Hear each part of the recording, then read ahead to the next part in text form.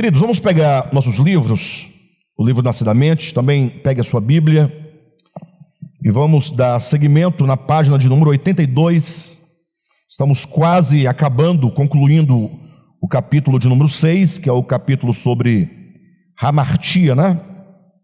E uma coisa importante que eu gostaria de dizer aos irmãos, antes de nós entrarmos aqui propriamente no que estamos falando, é sobre uma necessidade que nós temos, me parece urgente, né? Acerca de ser igreja. Isso porque, como nós viemos de uma tradição muito longa de igreja, nós somos estamos no final de uma tradição, somos os últimos de uma tradição que começou desde o 4º século da era cristã, quando a igreja se organiza, né? E, lógico, o ato da igreja se organizar não é em si mesmo negativo, porque nós nos organizamos porque o próprio ser humano ele tem esse aspecto de se organizar em polis, civitas, cidade, grupos, né? E a igreja não deixa de ter esse aspecto que carece de uma certa organização. Mas o que acontece é que quando nós damos a ênfase ao aspecto organizacional da coisa e deixamos de lado o aspecto orgânico do reunir-se, do congregar, acaba que nós perdemos o foco. O outro problema seria a questão da palavra, né? Me parece que a palavra tem sido tomada do ponto de vista erudito, do ponto de vista da erudição, do ponto de vista da intelectualidade, do conhecimento pelo conhecimento. E eu já falei aqui várias vezes para vocês sobre o capítulo 6 do Evangelho de João, e é um capítulo, ao meu ver, tremendo. Eu imagino que nós precisamos ler aquele capítulo dezenas de vezes e quantas vezes for necessária para que possamos assimilar o cerne daquela mensagem, porque ali Cristo ele apresenta basicamente 3 temas importantes, né? Ele fala sobre a obra de Deus, que consiste na fé. Esse é um primeiro aspecto. O que significa a obra de Deus que consiste na fé? É que Deus tem uma obra a realizar e essa obra só é alcançada mediante a fé. Ponto. Mas cuidado, quando eu falo de erudição e de dogma e de doutrina, eu quero dizer que é muito fácil tomarmos esse tópico da fé e transformarmos num conteúdo intelectual de estudo acadêmico e começar a querer compreender intelectualmente, com profundidade, com erudição, aquilo que é orgânico, né? Então, por exemplo, para vocês entenderem o que eu estou dizendo, a comunicação, a fala é uma coisa muito orgânica. Então, uma criança, tal logo ela nasce, ela é inserida num ambiente orgânico, fraterno, de amor, de carinho, de cuidado, de comunicação, e logo ela está o quê? Falando, se comunicando. Aí quando ela completa os seus 7 anos de idade, vamos colocar nesses termos, aí ela vai à escola formal, aí chega lá, vão querer ensiná-la a língua dela. Não parece um pouco estranho? Assim, a princípio? Eu sei que existe toda uma explicação acerca dessa questão, a explicação de que é uma outra variante, a variante culta, oficial, etc. Mas o fato é que aquilo que ela vai aprender na escola vai ser algo técnico, algo mecânico, algo que não vai entrar nessa pessoa, a não ser que essa criança tenha uma inclinação muito forte e um amor muito profundo pela própria língua, e ela então começa a mergulhar na língua desse conhecimento e transforma isso em algo orgânico nela. Mas no geral, a exemplo da maioria de nós, é que a gente aprende aquilo na escola, mas só para passar na prova, e depois a gente esquece aquilo, a gente fala mesmo como a gente fala organicamente. Então essa é a diferença de um aspecto orgânico, aquilo que faz parte da nossa Constituição, e aquilo que querem impor a nós como mero conhecimento, que não tem muito valor prático, pode ter algum valor em algum momento, por alguma razão, mas não tem um valor subjetivo, próprio, experiencial, da vivência de cada um de nós. Então, um dos primeiros pontos lá em João capítulo 6 número 1, a obra de Deus, que acontece por meio da fé. Deus tem uma obra, Deus está fazendo algo. Então, se você não entende que Deus está fazendo algo, então qualquer coisa que você fizer no âmbito da fé, da confissão, é improdutivo, porque você não sabe o que Deus está fazendo, logo você não pode o quê? Buscar aquilo que Ele está fazendo. É lógico que o que Ele está fazendo não depende necessariamente do conhecimento, mas o problema é que quando você sabe que o caminho é numa direção e não na outra, você ganha tempo. Você vai agora fazer uso do seu tempo para aquilo que você está caminhando na direção certa. Ou seja, nós vamos sofrer muito menos, vamos alcançar muito mais rapidamente o objetivo. Então Deus tem uma obra, e essa obra consiste, portanto, ou melhor, essa obra só é recebida, tocada, experimentada por meio da fé. Essa obra é o ponto número 2, lá em João capítulo 6. Ela vai aparecer ali de maneira geral como que aquele que crer em mim, eu o ressuscitarei no último dia. Então, o segundo ponto seria a ressurreição. Essa ressurreição é a obra de Deus.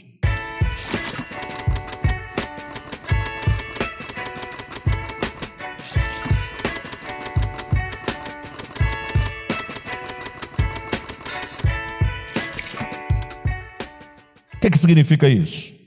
A obra de Deus Deus criou, é obra de Deus, sim ou não? Esse homem decaiu, obra do pecado, das trevas, sim ou não? Quando o Senhor restaura esse homem, a condição de conexão plena com Deus, no reino de Deus, isso é visto por vários nomes: regeneração, novo nascimento, ressurreição. A ressurreição é o estágio final da obra que foi realizada em nós. Então, em suma, nós estamos em busca de quê? Nós estamos em busca de alcançarmos a ressurreição. Não propriamente a ressurreição dentre os mortos, no sentido de termos que morrer para ressuscitar. Esse é o aspecto mais simples e básico da ressurreição. O aspecto mais profundo é aquele que Jesus fala em João capítulo 5, versículos 23 e depois no 25, ele vai dizer: vem a hora, e já chegou, em que aqueles que estão mortos ouvirem a minha voz, ressuscitarão. Já chegou a hora de ressuscitar. Depois no 25 vai dizer que chegará a hora, virá o tempo em que os mortos ressuscitarão. Então ele fala em ressurreição em dois momentos: um no sentido espiritual, o outro no sentido pragmático da ressurreição do corpo. Vocês querem verificar isso? Para a gente poder entender melhor. João capítulo 5, e meu receio é que isso que eu estou dizendo, embora muito importante, seja visto como uma mera tentativa de introduzir algo, enchendo espaço, e que vocês não deem a devida atenção. Presta atenção, porque é algo muito bom, muito forte e muito importante. Versículo 24 diz, João 5, 24: em verdade vos digo, quem ouve a minha palavra e crê naquele que me enviou tem a vida eterna, não entra em juízo, mas passou de quê? Da morte para a vida. Então, o que é passar da morte para a vida? Não é ressuscitar?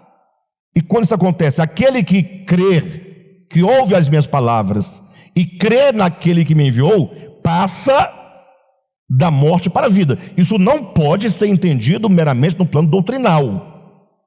Porque olha que pergunta maravilhosa. Se eu perguntasse, Rogério, você passou da morte para a vida? Você não tem que responder, você tem que agora parar e pensar: puxa, que pergunta intrigante.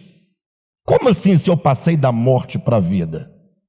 Ora, se é perguntado se alguém passou da morte para a vida, ou se é afirmado que alguém passa da morte para a vida, o que é morte? E logo, o que é vida? Então não pode pensar morte enquanto morte física, vida enquanto vida física, você coloca nesse plano superficial, você vai falar, não, eu não morri ainda, então não tenho como passar da morte para a vida.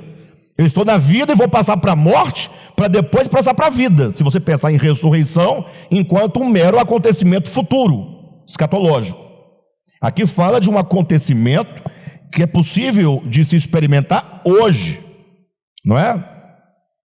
Olha o versículo 25: em verdade vos digo que vem a hora, e já chegou, em que os mortos ouvirão a voz do Filho de Deus, e os que ouvirem viverão. Então ele fala, chegou a hora, isso há 2000 anos Jesus disse, chegou o momento de os mortos reviverem. Agora, chegou a hora em que os mortos que ouvirem a voz do Filho de Deus ressuscitarão. Então, de que ressurreição ele está dizendo aqui? Não de uma ressurreição meramente escatológica, não é? De modo então que, quando nós estamos falando, portanto, que a obra de Deus consiste na ressurreição, que é um tópico que está em João capítulo 6, depois vocês leiam em casa com paciência, mas leiam mesmo.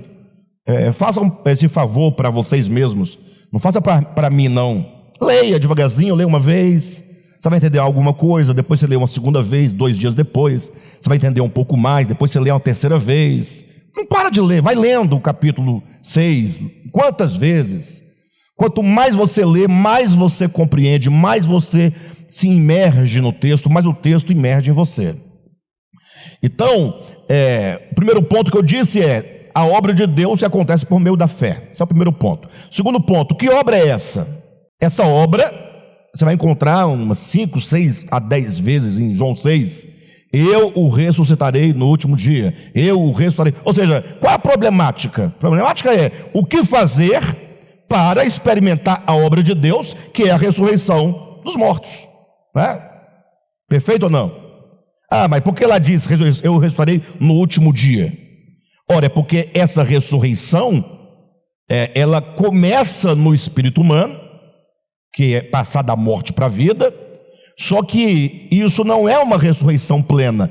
Essa ressurreição plena só se consuma quando o próprio corpo entrar plenamente na vida. Então fala de uma ressurreição que já acontece hoje e que se consumará no homem integral no último dia. Então a questão o homem será plenamente absorvido pela vida. Essa é a obra de Deus. Deus quer nos absorver pela vida. Mas há um problema. O problema é que o homem está em morte e ele precisa de vida. E a obra de Deus consiste em transitar este homem da morte para a vida, não uma transição espacial, mas uma transição orgânica. Então, o primeiro ponto que eu estou estabelecendo em João 6 é a obra de Deus por meio da fé.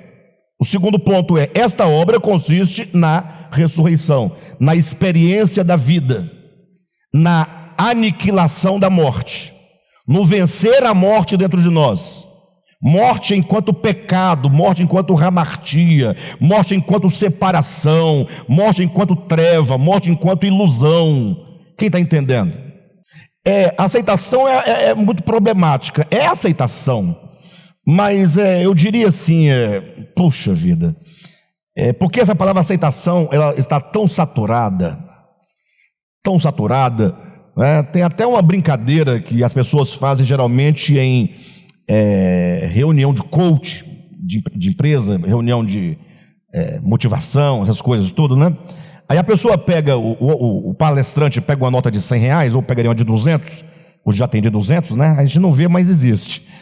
Aí ele fala assim, quem quer essa nota de R$200? A maioria das pessoas, como vocês estão aí, levantam as mãos. Seria a ideia da aceitação, levantam as mãos.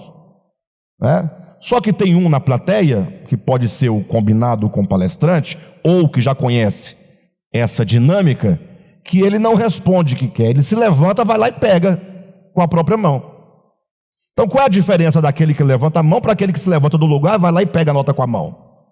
É porque o querer é uma ação, e não somente um querer intelectual, não é apenas um desejo vazio de significado e da força necessária para agir em conformidade com o querer, não é? Então eu dizia que existe o homem tem a necessidade de passar da morte para a vida. Morte, enquanto tudo aquilo que é negativo, que é o pecado, que é a hamartia, que são as trevas.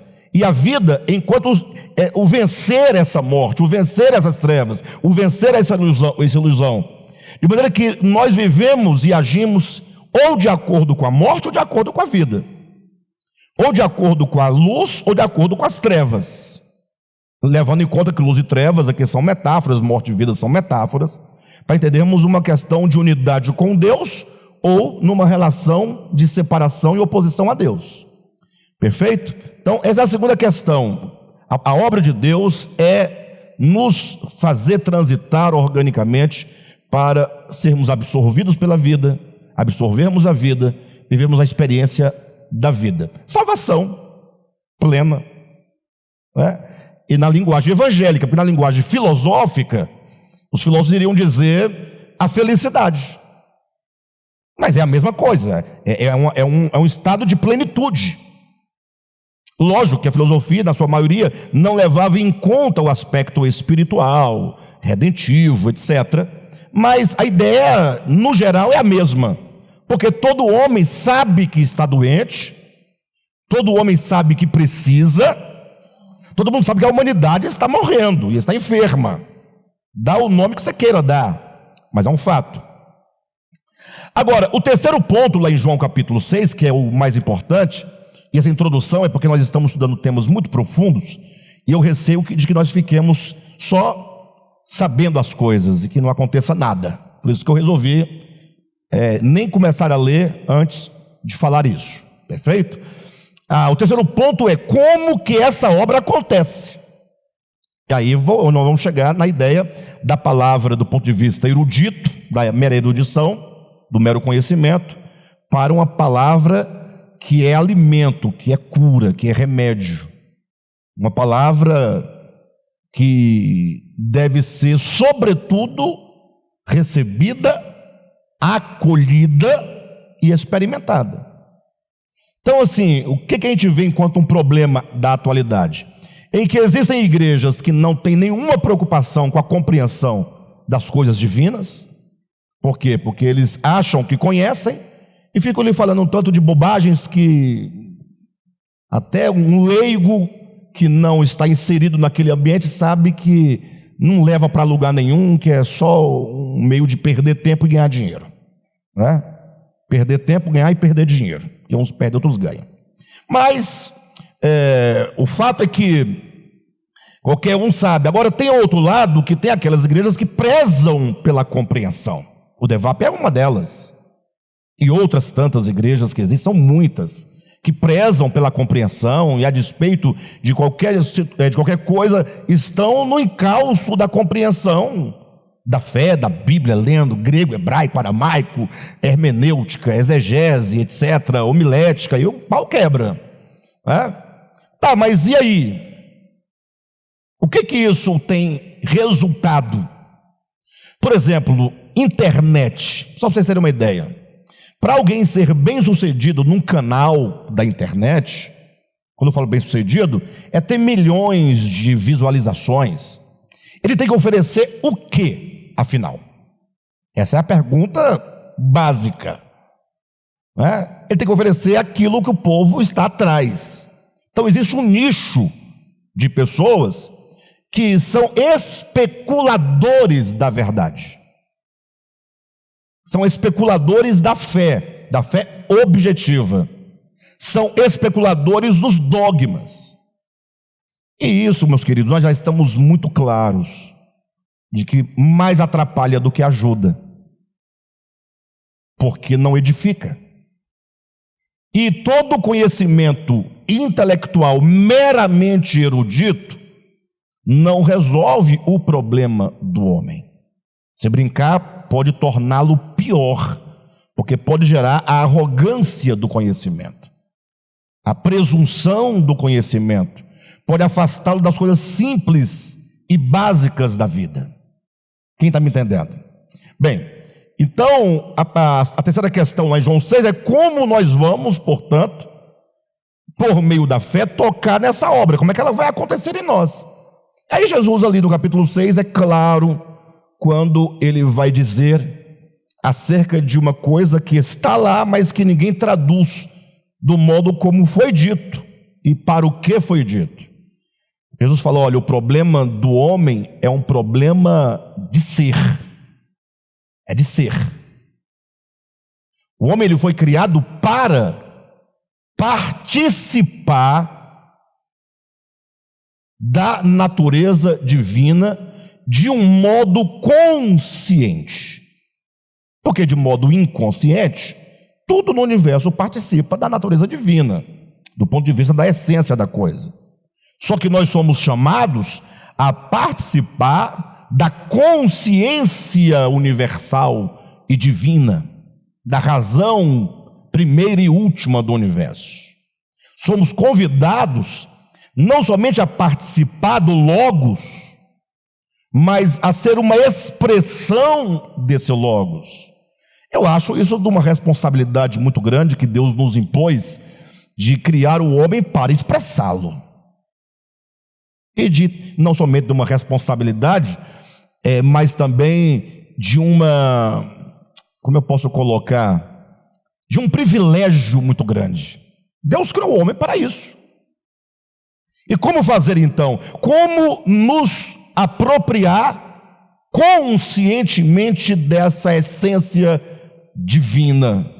Porque somente nos apropriando conscientemente da essência divina, da natureza divina, é que nós alcançamos a ressurreição, é que passamos da morte para a vida. Não há outro caminho.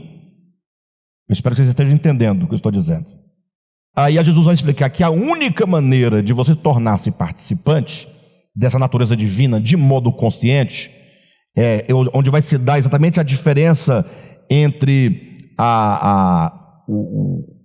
o estar imanente de Cristo, do Logos, em todas as coisas, e o habitar de Cristo no coração do crente, ou do homem que seja. Porque alguém pode dizer: mas se Deus está em tudo, por que é dito que Ele vem para habitar em nós? Entrarei em sua casa e cearei com Ele e Ele comigo. Mas parece que Ele não está, parece que é porque imanentemente é um estado inconsciente da natureza divina em todas as coisas. E quando fala eu habitarei, farei morada, implica o quê? Que você tem a consciência de quem Ele é, a vida, e de que agora você o recebe mediante a fé, o que vai implicar comunhão, estar à mesa, vai transformar o homem de morada em lar, numa habitação. Porque não se pode dizer que Deus habita numa pedra, mas você pode dizer que Ele está numa pedra. Sim ou não? Porque o estar é necessário, o habitar não é necessário. Se fosse necessário, Ele habitaria em todos necessariamente. Não teria a opção de Ele não habitar. Porque o habitar passa pelo meu conhecimento, passa pela minha fé, pela minha vontade, pelo meu desejo, pelo meu responder positivamente à graça de Deus. Então ele vai dizer lá em João capítulo 6, que é o terceiro ponto, que tudo é uma questão de você, por meio da fé, assimilar a sua essência. E aí é onde entra todo o nosso problema. Aí eu vou trazer de volta o que eu comecei a dizer, do problema da palavra enquanto palavra erudita, mero conhecimento. Jesus não fala de conhecimento erudito, acadêmico, formal. Até porque quanto mais academias, mais a Babel vai se erguendo, mas a confusão religiosa se ergue. Ele simplesmente fala assim: olha, eu sou o pão. Em outras palavras, a minha carne e o meu sangue, a minha carne é verdadeira comida e meu sangue é verdadeira bebida. Ele compara-se metaforicamente ao pão, e agora sua própria carne e seu sangue são tomados como metáforas de alimento. Ou seja, ele fala: a nossa relação com a palavra é uma relação de alguém que precisa de se alimentar e da palavra enquanto alimento. E qual é o fenômeno que ocorre quando nós nos alimentamos? é que o que há de mais importante e substancial no alimento passa a fazer parte da nossa constituição. O alimento nos constitui nas suas propriedades da vitamina, dos sais minerais, dos nutrientes. É ele que nos dá vigor, nos dá força, nos dá inteligência, nos dá uma boa visão, uma boa pele, nos dá ânimo, nos dá coragem, nos dá, ou seja, aquilo que nós expressamos. Você olha para uma pessoa bem alimentada, bem cuidada, ela tem uma boa expressão humana. De onde provém aquela expressão humana de saúde, de vigor? Ora, é produto do alimento que ela come. Nós somos aquilo que comemos. Essa é a ideia. Então olha como Jesus, ele diz, olha, qual é a relação que nós devemos ter com a palavra? Porque é por meio da palavra e da fé que nós vamos alcançar a ressurreição. Nossa relação é de se alimentar, é de alimentação. Temos que nos alimentar da palavra. É ouvir a palavra, receber a palavra, né? Nutrir-se da palavra e orar e permitir que essa palavra crie em nós um novo ser. Nós vamos passar a pensar como a palavra. Então, no primeiro momento, o contraste é muito grande. Quando você lê a palavra na sua forma escrita, e se você compreende e for honesto, a primeira sensação é de estranheza. Nada a ver com a gente. Nada a ver. Porque parece que nós somos de Marte e a Bíblia é de uma outra galáxia, vamos dizer dessa maneira. Porque o Cristo de Deus é muito estranho. Ele é tão estranho, o Jesus de Nazaré, ele é tão estranho que Paulo, quando levou o evangelho aos gregos, chegou a dizer que o evangelho é loucura para os que se perdem. Por quê? Porque não tem lógica.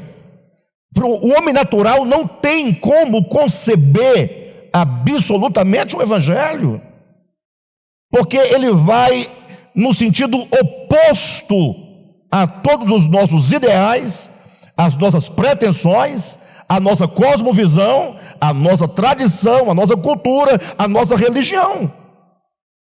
Por que quando Jesus é o Cristo, entra no mundo e começa ali em Jesus o seu ministério, a religião que deveria ampará-lo, acolhê-lo e defendê-lo, se opôs a ele? Não parece estranho?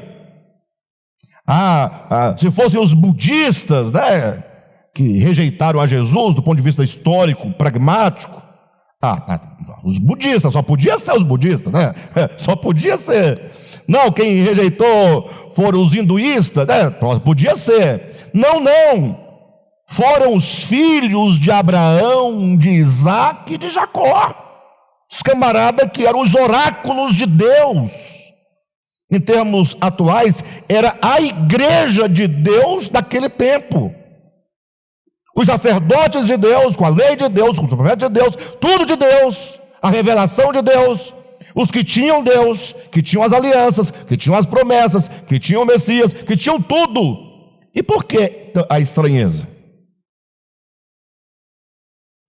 Se isso não for para nos chocar, então nada mais choca a gente. Nós temos que desconfiar. Nós somos melhores que os judeus em quê, afinal? Em nada, pelo contrário. Se brincar, estamos atrasados na compreensão do que eles um dia compreenderam, não é? E receberam. Sobretudo do modo como eles viveram aquilo que receberam, porque eles eram uma teocracia. Então não havia separação entre a vida civil e a vida religiosa, porque as leis civis estavam atreladas à religiosa. Então, até o modo de comer em casa era definido pela lei de Moisés. O modo de vestir, de plantar, toda a vida social era definida pela lei. Nós temos duas vidas, no mínimo. A religiosa, que vai para o culto, dá um dinheirinho, ajuda lá o pessoal, né? Canta as 3 hinos, ouve os recados, a palavra foi boa, o pastor sofrendo para fazer um culto bom. Essa semana eu ouvi um pastor dizendo salvo engano, é o pastor Paulo Júnior, mas não é aquele novo, é o mais velho. Tem 2 Paulo Júnior, né? Tem um aí que não vale a pena ouvir, absolutamente. Do meu ponto de vista, tá, amados? Me perdoe. Acho que eu falei o que eu não deveria falar, mas já falei, não tem como retirar. Eu não gosto, não ouço. Não, para mim não vale a pena. Mas tem um outro que é um senhor já, que me parece que ele fez uma bariátrica. É Paulo Borges Júnior, né? É o Paulo Júnior, no final. Ele era bem fortinho, agora está bem magrinho, ao mesmo, né? Se eu não estiver enganado. E é bom de ouvi-lo, porque ele fala umas coisas assim que no final algumas coisas dão muito certo, outras ficam um pouco assim vazio, mas é muito boa a palavra dele. Ele falou assim que os pastores estão tentando fazer culto bom para crente ruim. Que frase bonita, eu achei interessante. Os pastores estão sendo obrigados a fazerem cultos bons para crente ruim, porque os crentes não falam, o culto foi bom. Agora você fala, o culto foi bom, logo algum outro não foi bom. Porque se todos são bons, não é porque dizer que foi bom, porque é um padrão só. Então, só pode haver culto bom se houver culto ruim. Bem, daí é um problema, né? Bem, mas voltando aqui ao ponto, o fato é que quando Jesus fala, portanto, quando nós vemos lá, Jesus no embate com os fariseus, com os judeus, aquela estranheza toda, e olha que eles, de fato, né, viviam, vamos colocar, o viver existencial, não espiritual, mergulhados 24 horas na Torá, nos cultos, no templo, com as ofertas, com tudo. Por que eles rejeitam o Messias? Ora, porque o Messias não está interessado nem em instituição, tampouco está interessado na palavra enquanto erudição. Está dizendo, olha, vocês têm um problema, vocês têm uma necessidade, essa necessidade só pode ser resolvida se vocês se alimentarem do alimento que desce do céu. Eu sou o pão vivo que desce do céu. Olha como ele volta às origens de Gênesis capítulo 2, e lá está a árvore da vida proposta como alimento que dá vida, e vida eterna. E o homem deixou de comer da árvore da vida para comer da árvore do conhecimento, que traz morte. Então agora está dizendo, olha, vocês têm que largar esse alimento que vocês estão comendo, esse alimento tecnológico, esse alimento mecânico, essa teologia erudita, e voltar-se para o seu interior e para a essência. Você tem que ser constituído para que você tenha uma nova visão, um novo pensar, um novo ser. E, portanto, na medida que vocês comerem a minha carne e beberem o meu sangue, esse Cristo que vocês estão comendo será assimilado organicamente. Ele será trabalhado dentro do ser de vocês para que ele se torne vocês. As vitaminas que nós nos tomamos não se torna um conosco?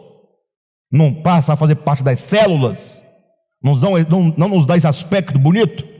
Olha para o seu irmão, como ele está bonito. Está vendo? Está bonito. E o pão é diário, né? O alimento, você não pode falar, eu me alimentei, agora pronto, agora não preciso mais me alimentar. Não, é algo totalmente necessário que você coma-o como meio de subsistência. É por isso que a queda não se dá com uma mordida no fruto, e tampouco a salvação se dá com uma mordida no fruto da vida. Mas não, é um nutrir-se constantemente, para que a essência desse fruto, que é a essência deste pão, que é a essência da carne e sangue de Jesus, que é o seu próprio espírito, faça parte de mim.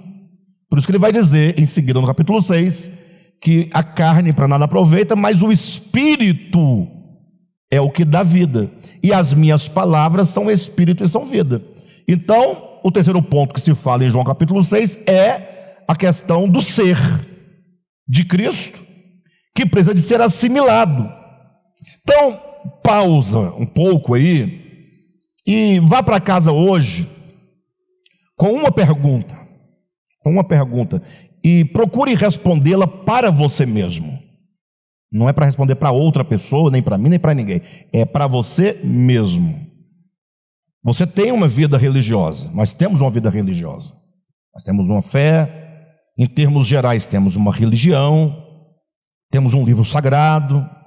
Sim ou não? Quando eu falo em termos gerais, é para não tomar essas palavras de modo pejorativo. Porque a religião pode ser pensada de modo pejorativo. Então vamos lá. Nós temos uma religião cristã, uma fé cristã.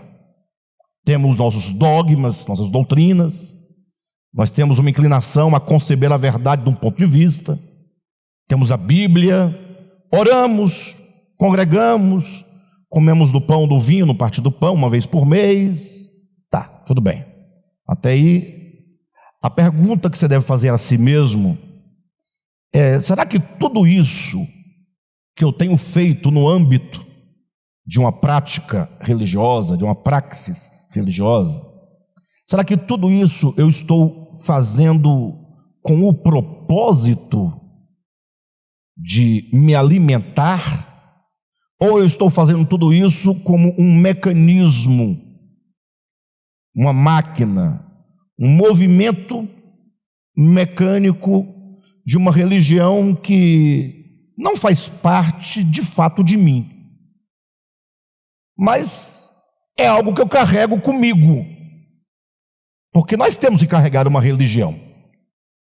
Temos, ainda que seja a de negar a existência de Deus. É a religião para mim mais difícil, porque a religião se associa à ideia de fé, e a fé é acreditar no que há ou acreditar no que não há. No caso do ateísmo, eles acreditam que não há. É uma fé muito grande. Ao meu ver, eu admiro os ateus, eu acho fantástico como eles são corajosos em fazer tamanha asseveração. Eles são temerosos, na verdade, né? Eles têm uma temeridade terrível de afirmar coisas que fogem de qualquer lógica. Mas tem que ser uma fé muito grande, né? Mas tá bom.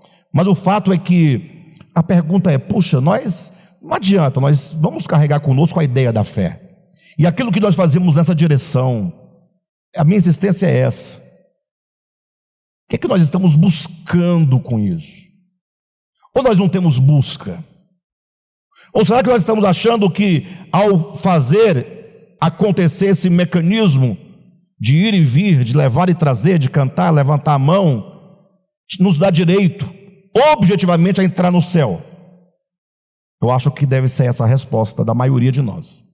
Bem, eu estando aqui no meio da turma que gosta de Deus, que levanta a mão para Ele, que canta uma música boa para Ele, que diz que Ele é bom, que Ele é maravilhoso, se eu ajudar essa turma aqui, que é da parte de Deus, logo, logo eu vou estar lá, no meio deles também. Ou seja, uma questão objetiva. Isso não é verdade. Desculpe-me eu desencorajar vocês disso, não é verdade. Esse tipo de salvação não existe. Absolutamente. A salvação é um acontecimento dentro do homem. Se não acontecer dentro de mim, não há nada fora. Não há nada fora. Nada, nada, nada, nada. Não tem como eu entrar. Entrar onde? Onde é que você quer ir? Quer ir para onde? Sair daqui e para onde? Não faz sentido. Essa é uma ideia ocidental, né, de um Deus transcendente. Você quer ir para lá onde Ele está. Olha a ideia. Não, eu quero ir para onde está Deus. Ué, então você não tem que fazer mais nada, só você ficar aqui parado, que Ele está aqui, ó. Porque Ele está em todos os lugares. Recentemente eu ouvi um debate com uns pastores, eu achei muito engraçado como que a falta de entendimento é terrível, né? O entendimento orgânico, tá, irmãos? Eles estavam debatendo se no céu tem 1 ou 2 tronos. Aí um dizia que só tinha um trono no céu. Dizia, não, lá tem 2, um do Pai e outro do Filho. Se eu estivesse lá, eu falava assim, então tem que ter 3, cadê o do Espírito Santo? Ele está em pé? Eles querem um Deus sentado. A ideia, no lugar. Isso é a objetificação de Deus. Tornou um objeto, é a coisificação de Deus, é a personalização de Deus. Deus pessoa, Não faz sentido.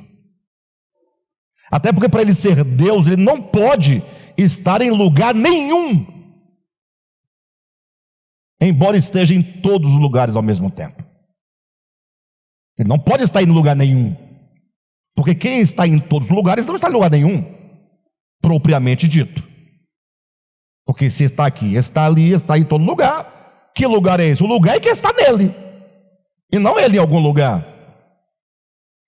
Mas é porque nós nos enganamos, que a Bíblia, ao nos trazer esses conhecimentos, vai nos trazer numa linguagem antropomórfica, linguagem humana. Então a ideia de céu, lugar, inferno, lugar, isso aí vem desde a antiguidade, das culturas mais rudimentares, não é? Das religiões mais simples e básicas da humanidade.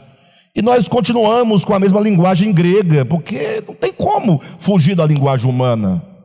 Mas já era tempo da igreja entender que o reino de Deus está dentro de nós. E que ao orarmos, devemos entrar para o nosso quarto e fechar a porta. Aí vai lá o crente, abre a porta do quarto e fecha a porta do quarto e começa a orar. Não pode ser na sala. Jesus falou quarto, no teu quarto. Agora, o pior é a pessoa que mora numa casa que não tem porta nos quartos, tem só uma cortininha. Aí ele fecha a cortina. Se não tiver cortina, não fecha nada. Pior se não tiver quarto. Não vou orar porque não tem como. Jesus falou para orar num quarto, nós não temos quarto, logo não oramos. Essa é a ideia das pessoas ao lerem a Bíblia, que não entendem que o seu quarto implica uma oração dentro de você, no seu profundo, no seu íntimo, no seu coração, onde você fala só você e Deus, onde só você e Deus têm acesso e ninguém mais. De todo modo, então essa é isso que eu quero trazer para vocês de início, essa preocupação com respeito à nossa prática religiosa, nossa prática cristã. Perfeito, pessoal? Temos que pensar isso. Só será válido aquilo que nós fazemos no âmbito da fé e da religião se nós tivermos uma busca por algo que Deus está fazendo e agora nós nos apropriarmos dessa obra que Ele está realizando da maneira como Ele disse que devemos fazê-lo. Então, ao vir para a reunião da igreja, que é apenas um dos muitos lugares onde a obra de Deus acontece, aqui pode ser que aconteça de um modo diferente. Por quê? Porque aqui nós vamos ter uma reunião coletiva, um falar coletivo, não é? Vamos nos relacionar com mais gente, mais pessoas, etc. Mas a obra de Deus acontece quando você está no trabalho, está em casa, sua família, em todo momento, em todo instante a obra de Deus está acontecendo. Temos que discernir que a obra de Deus não é uma coisa que acontece num espaço físico meramente. Não. Aqui é apenas um lugar onde é possível que algo da obra de Deus aconteça pelos mecanismos que são propostos. Perfeito? Então, é isso aí. Vamos nos preocupar com isso, porque sem essa preocupação e sem a ação nesse sentido, não vamos a lugar nenhum. Página 84. Temos aí: em relação à humanidade, a hamartia consiste. Encontraram? Primeiro parágrafo. Em relação à humanidade, a hamartia consiste. Dá uma pausa, volta na página anterior, na página 83, e vai no primeiro parágrafo também, quando diz: hamartia, portanto, em relação a Deus é. Encontraram aí? Então, hamartia, o que é hamartia em relação a Deus? E agora, na página 84, o que é hamartia em relação à humanidade? Então, cometemos hamartia em vários sentidos. Cometemos hamartia em relação a Deus, cometemos hamartia em relação ao nosso próximo. E aqui é o grande e grave problema de todos, porque nós estamos colocando hamartia, ou seja, o pecado, num plano em que ninguém, para onde ninguém está olhando. Está todo mundo preocupado se, porventura, votar é pecado ou não é pecado? Votar, exercer sua cidadania. Porque há grupos religiosos que pregam que não se deve votar. Há exemplo dos TJs, né? Eles não votam, não servem exército, por exemplo. Há aqueles que estão colocando o problema da hamartia no âmbito da comida. Podemos comer essa comida ou não? Então, por exemplo, os judeus ortodoxos, que ainda seguem a lei de Moisés, eles se baseiam naquela dieta alimentar de Levítico 11. Perfeito? A igreja cristã sabe que aquela lei caducou, que aquela lei representava algo espiritual, e uma vez que se compreende o verdadeiro sentido, nós caminhamos na direção da realidade e não do significante. Perfeito? Aí o cristianismo tem essa ideia, só que com uma série de problemas. Porque no cristianismo há aqueles que falam, não, a dieta de Levítico 11 ainda prevalece. A exemplo dos adventistas do sétimo dia. Eles não querem toda a lei de Moisés, eles querem algumas coisas da lei. Então eles pegam os 10 mandamentos, que eles querem, que eles acham que continua. Eles pegam o Levítico 11, que é a lei alimentar, a dieta que eles acreditam que continuam. Pegam o dízimo, porque acreditam que continua. E o restante? Não, o restante não tem, passou. Então eles fazem essa divisão. E aí estão colocando o hamartia no plano do porco, do animal. Olha a ideia. Estão colocando o hamartia no plano do coelho. Pode ou não pode comer carne de coelho? Imagina só Deus olhando.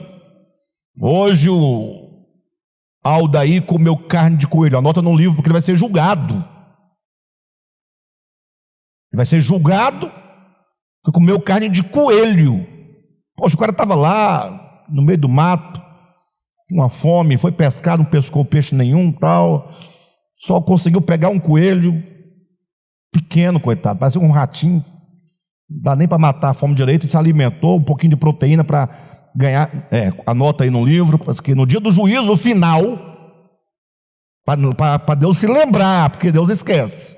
Escreve no livro, não é?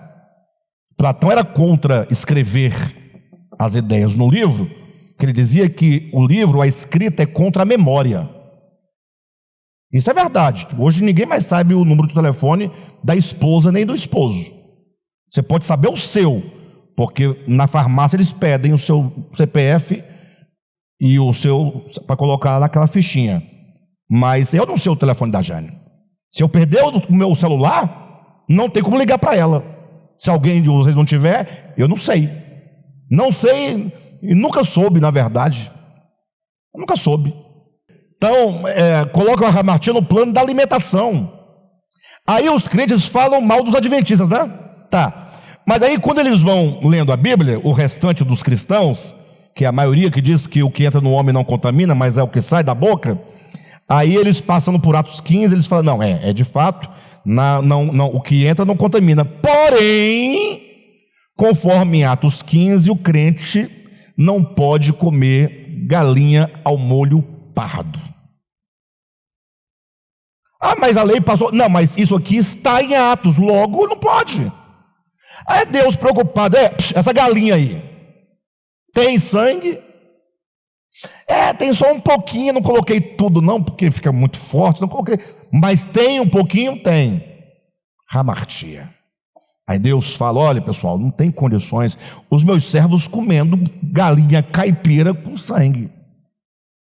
Aí os eruditos vão dizer, mas Paulo concordou. Paulo foi um bom diplomata. Paulo era um bom diplomata. Ele sabia, até porque ele tinha um respeito tremendo pela circunscrição, pela área de ação apostólica. Em Jerusalém ele não era apóstolo. Afinal, ele é apóstolo dos gentios. Lá em Jerusalém, ele estava mais como um ouvinte do que qualquer outra coisa. Falou Pedro, Depois falou Tiago, e Tiago já resolveu tudo, escreveu uma carta, falou Paulo que vai levar a carta para as igrejas dos gentios. Paulo falou, eu levo, não tem problema. Em seguida eu escrevo outra. Paulo levava a carta de Jerusalém e escrevia outra atrás, dizendo, olha, o que é sacrificado a ídolo é uma bobagem, o ídolo não é nada, né? Para de bobagem. A circuncisão do coração, é no espírito que a obra de Deus acontece. Ah, mas e essa outra carta? Vá perguntar para eles lá, a minha parte foi trazer, e a minha parte é ensinar. Paulo teve um problema com Pedro, leiam depois lá, no livro dos Gálatas, né? Epístola aos Gálatas, porque Pedro, até antes de morrer, depois parece que ele melhorou um pouco, foi transformado, mas num dado momento lá, embora apóstolo, ele era meio sem futuro. Mas isso não tira a honra do seu ministério. Enquanto ministério apostólico, maravilhoso. Enquanto pessoa, tinha problema. Ele era meio fingido. Na linguagem de Paulo, ele era dissimulado. Agia de um modo na frente de uns e de outro modo na frente de outros. Por quê? Porque ele prestava contas da doutrina para um grupo de incircuncisos de Jerusalém. Aí Paulo falou, você está com duas caras agora? Lá é uma, aqui é outra? Aí o pau quebra, leia lá, Gálatas capítulo 1, capítulo 2, vocês vão encontrar essa história lá. Então, as pessoas colocam a hamartia nesse plano das objetividades, das coisas externas e físicas, né? Tudo que é externo, eles vão chamar, tudo que é externo, eles vão colocar no plano do pecado ou da santidade. Isso é pecado, isso é santo. Mas as coisas. E aqui nós estamos colocando a hamartia, a partir da revelação bíblica, no devido lugar. O que é hamartia em relação a Deus? O que é hamartia em relação aos homens? Eu cometo hamartia, ou posso cometê-la em relação a Deus, em relação aos homens. E há outras relações também com a hamartia. Estamos colocando só nesses dois planos, que é o que nos interessa neste momento. Na semana passada deixamos claro que cometer hamartia contra Deus é aquilo que está em Romanos capítulo 1. Aquilo que de Deus se pode conhecer foi mostrado, foi revelado aos homens. Os homens têm a consciência, ou pelo menos eles têm o saber, de que há o Criador, a quem são devidas as honras, as glórias e as graças, que é o Deus que se revela nas coisas criadas. Só que esses homens, em relação ao Criador, ignoram a sua divindade e não dá a ele a glória devida. Lógico, é lógico. Para você saber exatamente o que eu estou dizendo, porque é bom nós compararmos as coisas muito misteriosas, muito místicas, com as coisas práticas do cotidiano. É aquilo que o filho faz em relação ao pai e à mãe, aos pais. Mas vocês não sabem, um filho que ainda não foi pai não sabe o que é ser pai. Pai no sentido de pai e mãe. O que a mãe sofre para, gerar ali o filho, 9 meses, em todo o sofrimento, uma relação de carne, de sangue, ali. Aí nasce, aí a mãe agora amamenta, cuida, limpa, dá banho, abraça, beija, a criança chora, dá remédio, vai, leva ao médico, noite sem dormir, a vida toda, e dá banho, penteia o cabelinho, coloca a roupinha limpinha, tal, se preocupa com isso e aquilo outro, leva para a escola, ele vai crescendo. Quando ele começa a criar aquela crista, virar aquele galinho, aí agora ele começa a olhar para os pais e achar que não é tudo aquilo que se diz, e que ele chegou ali porque ele é ele, Afinal, os pais não fizeram mais do que obrigação, ou seja, começa a roubar a glória dos pais, no sentido humano, começa a roubar a glória dos pais. O filho tinha que abraçar os pais e falar: pai, muito obrigado, porque a despeito de todas as desinteligências que houve entre nós, o fato é que os pais são tudo na vida humana de uma criança, de um filho. Sim ou não? Só que nós, filhos, não damos. Nós preferimos dizer, não, eu trabalho, eu faço isso e aquilo outro, não é? Enfim, essa falta de reconhecimento, a falta de gratidão, a falta de dar o que é devido ao outro. Agora, eleva isso para o plano da divindade. O plano da divindade. O quanto nós somos orgulhosos. Poxa, afinal de contas, eu trabalho igual um condenado, para depois falar que tudo vem de Deus. Nós até falamos que tudo vem dele, mas isso é só um jargão. Consciência mesmo e sentimento profundo de gratidão não passa, é muito difícil. Então, o que o homem faz? Por que o homem não dá a Deus a glória? Nós falamos de remartir em relação a Deus. Por que o homem não dá? É tão simples. Glória a Deus, graças a Deus. Não, mas não é isso. Dar a Deus a graça devida e a glória devida não é dizer glória a Deus e graças a Deus. Graças a Deus, uma água maravilhosa, graças a Deus. Não é no plano de uma confissão verbal. Dar graças a Deus e dar a Deus a glória que é devida é reconhecê-lo como o ser, o absoluto, o Senhor, a quem nós devemos servir. O reconhecimento nos obriga a amá-lo e a servi-lo, nos entregar para Ele. E quem é que quer um Deus a quem servir? Isso é muito sério. Parece que não é muito forte o que eu estou dizendo, porque o crente fala assim, mas que bobagem esse cara está dizendo, nós servimos a Deus. Quem servimos a Deus? Que para de bobagem. Você serve a você mesmo, você serve ao dinheiro, aos teus planos, aos teus projetos, até aquilo que você diz que faz para Deus, você só faz interessado em alguma coisa. Por que essa igreja não tem quase ninguém, a nossa? Porque aqui aí ninguém está oferecendo nada para ninguém, nada. Aqui você vai servir a Deus, porque Ele é bom, amá-lo, pronto. O que mais? Não, é só isso.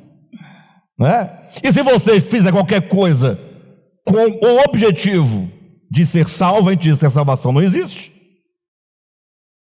que é bobagem. Jesus não falou que ao orarem não façam como os fariseus? Quem sabe o motivo? Jesus vai falar, não façam como os fariseus, porque eles já receberam o quê? O galardão. Então, eles faziam com algum objetivo. Glória. Então, uma vez que as pessoas falam, como ele ora bem, pronto, está recebendo. Você orou para ser aplaudido, vamos aplaudir o Henrique. Bora, todo mundo, o Henrique. Aê, pronto, recebeu. Está recebido. Se você queria isso, não é isso, eu não quero não. Então por que quando ninguém te elogia, você se entristece? Por que quando você faz e o outro não faz, você cobra que o outro não faz?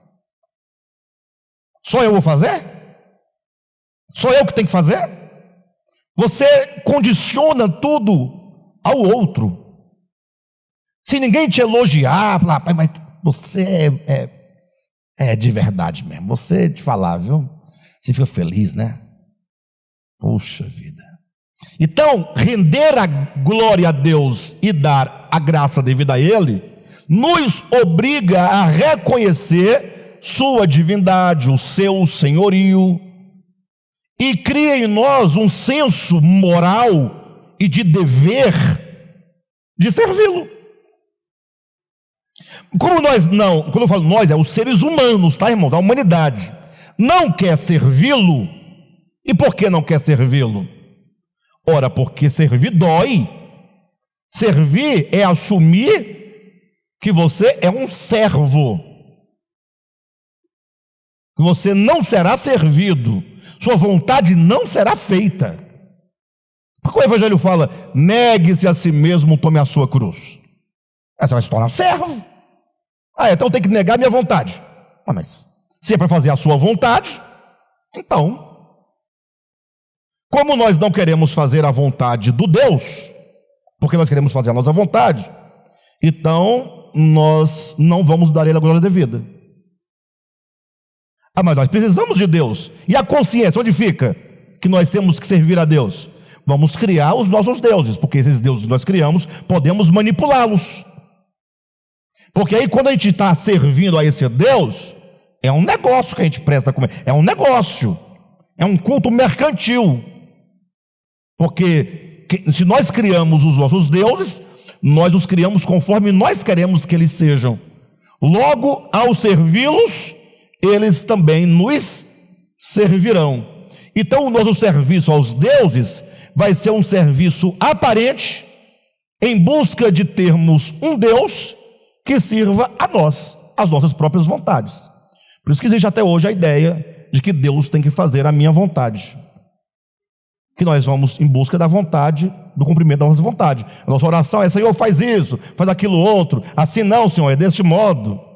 E quando isso é quebrado, a pessoa nunca mais ora na vida, porque a oração perdeu a graça.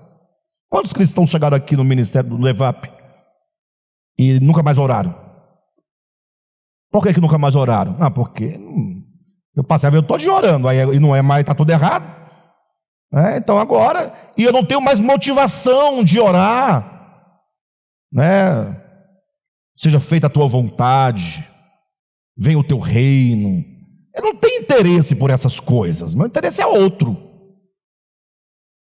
E o final da oração do Pai Nosso que termina, mas livrai-nos do mal. Por quê?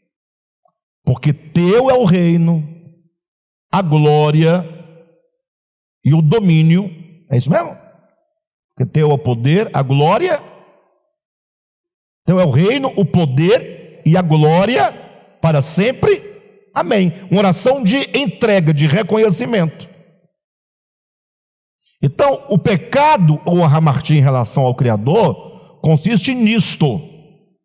E em relação a Deus, amá-lo na medida do entendimento que temos dele, na medida em que ele se revela a nós, é suficiente para salvar a qualquer homem. Não somos salvos pelo conhecimento erudito, histórico das epístolas de Paulo. Não. É bom estudar, eu estudo, é bom fazer um curso para entender profundamente essas questões, ler grego, buscar, está tudo certo. O que não podemos fazer é transformar isso na razão da nossa fé. Então, dá para entender hamartia em relação a Deus? Quando é que eu cometo hamartia? Quando eu me torno independente dele, não dou a glória, não dou as graças. E isso por quê? Por um motivo muito simples, que eu não quero servi-lo. Que ele tem a vontade dele, para eu cumprir a vontade dele, a minha vontade vai ter que se curvar à vontade dele. Isso é muito complicado. É muito complicado. Tanto é que, falar a verdade, vamos ser bastante honestos aqui. Eu falava agora que o povo não ora mais, porque perdeu a graça, não tem que orar. Tá, mas quando as pessoas oram, já observou que elas sempre oram por alguma coisa que ela precisa de Deus? Mas aqui tem revelação, viu? Aqui tem. Mas já observaram, eu falei o óbvio, E o óbvio parece que quando alguém ora a Deus, ele ora por alguma coisa que ele precisa. Se ele precisa de salvação, ele pede o quê? Salvação. Se ele precisa de alegria, ele pede o quê? Alegria. Se precisa de libertação, ele pede o quê? Libertação. Se ele precisa de dinheiro, pede o quê? Dinheiro. Precisa de cura, ele pede o quê? Cura. Até se ele quiser morrer, ele pede: Senhor, me leva. Mas ele está pedindo alguma coisa que só Deus pode dar.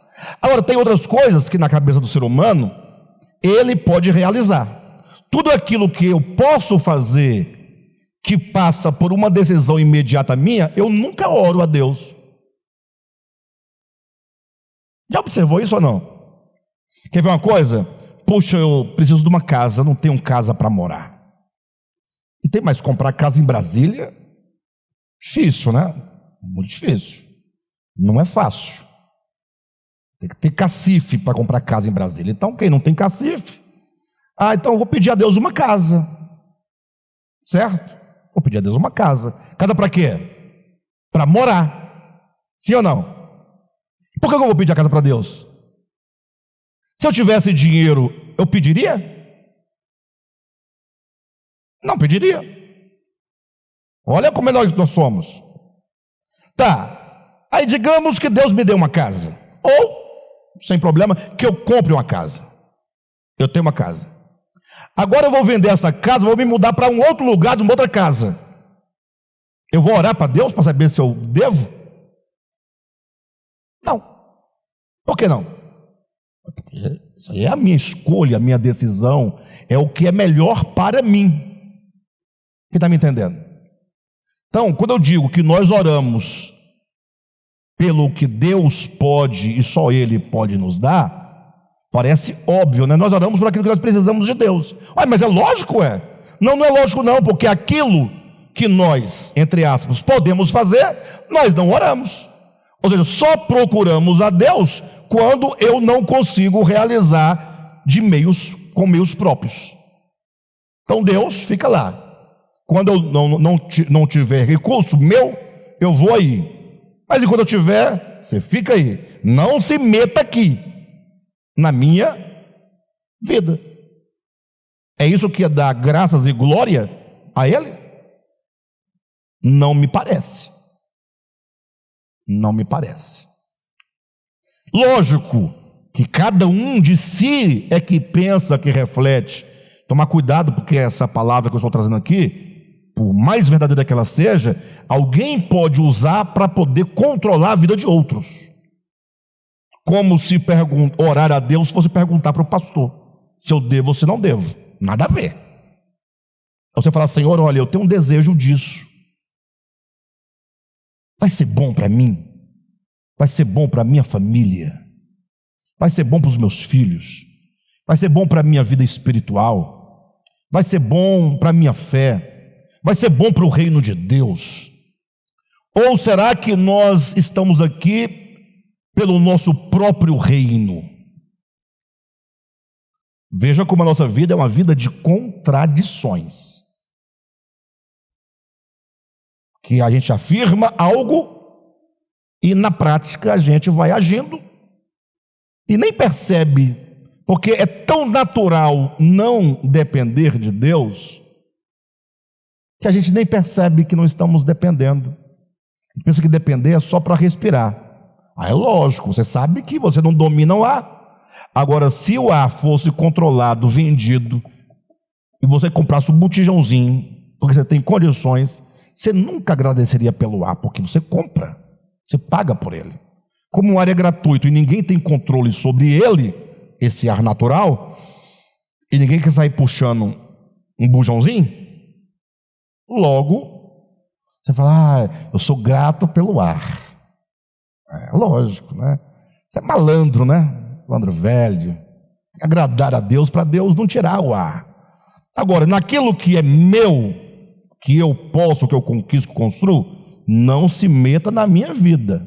Não vem dar pitaco aqui, porque eu tenho a minha vida. Isso não tem nada a ver com ter a Deus como Senhor e nós como servos, porque nós não levamos em conta os planos dele, não levamos em conta a vontade dele, não levamos em conta aquilo que ele quer realizar por meu intermédio, onde ele quer e como ele quer. Bem, é mais ou menos isso. Aí eu ia entrar agora na Hamartia em relação à humanidade, né? É onde nós íamos começar e não começamos. Então nós estamos terminando sem começar. Tá bom, queridos? E é isso que foi falado, que os irmãos possam refletir, pensar e orar, porque é de suma importância. Na próxima quarta, se Deus permitir, estaremos aqui e vamos falar sobre a hamartia em relação à humanidade, tá bom?